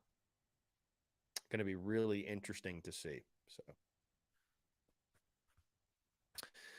Luke RJ, you're the man. Appreciate it. Appreciate it.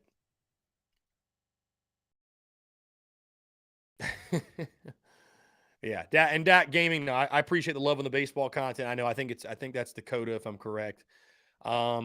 I mean, listen, man, I've said it before and I'll say it again. The group of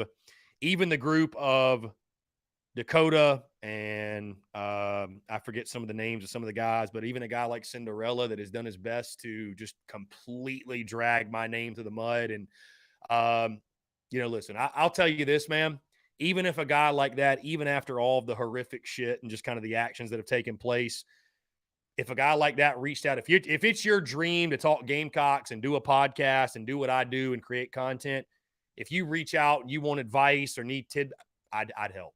Because who am I to stand in the way of somebody's dream? Who am I to stand in the way of I think back to when I first started, and I would have been grateful for somebody else helping me. I would have been grateful for that, right? And I think people have to understand and need to understand your light doesn't shine brighter because you're trying to dim the light of someone else. Nobody's going to. There's a lot of folks that not just in the Gamecock sphere, but I'm just talking about in content. Obviously we're all competitive and it's all competition, but at the same time, it's not. Like, people ask me, who are you in competition with? And I say nobody, because nobody's me and nobody's you, right? I'm just creating content the best I possibly can. It's going to be unique to me because my voice is unique and what I say is unique, and my opinion is going to be different than your opinion, and my cadence and my tone, the way that I operate, the things I say, just how I am. It's going to be unique, right? But so you don't build a show, you don't build an entity, you don't build content, you don't build a brand stepping on others and saying, well, that guy sucks, you should listen to me instead. That's not enough for people to want to tune into you. And so I see people do that. It's like, if you're building your brand, your entity, your show, whatever it is, if you're building your presence in this game off of your foundation's built off of hate, jealousy, envy, distaste for another person, that's a foundation that's not going to sustain itself. Your foundation needs to be, I am serving the end consumer. I'm doing my best, my very best, to provide valuable content to the end consumer, to the fans of my show, to the people who rock with me. But so anyways, I just say, again, as I said before, that the disdain and the distaste and all that, it's not reciprocated. And even somebody like a Cinderella on Twitter or any of those out there who have just, done their best to just whatever, talk shit. I don't know. I would still lend a helping hand. I actually would. I would still lend a helping hand because, again, if it's really, truly, genuinely your dream to talk Gamecocks and cover the Gamecocks and create content, I don't think anybody should be held back from doing, if you've got the right skill set and you got the work ethic and you're passionate about it and, you have a desire to do that, you feel like that's your calling. Hey, I'm not someone that believes in holding people back from that, or I think everybody can win. Bottom line, everybody can win. It's not one person has to win. Like, the beauty is that there are multiple Gamecock entities, that there are multiple Gamecock shows. And if you can find your niche where you can provide something that other entities are not providing, or you can do it at a much higher level, an excellent level, then you can be compensated accordingly for it. You can do it full time, and you can live your dream on a day in, day out basis. And so, again, I think everybody should have the opportunity to do that. And so, yeah, that's kind of my piece on that. Guys, we've hit 2:00. Appreciate you all tuning in. Thank you all so much. Jay Smith, I appreciate you checking in, my friend. The trip was awesome. Thank you. Yeah, last week, the ski trip. I actually love skiing. I do. Skiing's fun. It's almost like golf, where it's a fun challenge. I'm just good enough at it to really enjoy it, but it's just difficult enough to where it's like, oh, I really want to get back out there and get better. So, yeah, Roach King is a father now. Roach King's a father. He already was a father, but a father of a newborn. So congratulations to the Roach King. Very excited for he and his wifey. Really, really good stuff. And hopefully we'll have Roach King back on for the football season. I don't know. That's a ways out. You never know. We could go a different direction with guests, stuff like that. But Roach King's always welcome. All right. That gaming, I may go to one of P-Doc's games. I have no idea. Just kind of depends on how the schedule aligns with South Carolina's baseball season. All right, we've hit 2 o'clock, guys. Got to get out of here. Appreciate you all tuning in. Check out the podcast that dropped this morning. Also, TDC drops in podcast form every single day. 3 o'clock on our podcast feeds, iTunes, Spotify, Stitcher, Google Podcasts. Y'all know where to find it. Find us. Also, stay tuned, of course, to the content bleeding out of the eyeballs. We love it. Hey, yard cocks are rocking. The court cocks. Football never stops. Ladies basketball, women's basketball, what they're doing, the chase to the national title feels good to be good. Appreciate you all. Let's have one hell of a week. Thank you all so much. Appreciate you all tuning in. Have a great rest of your Monday, and we will talk to you all tomorrow.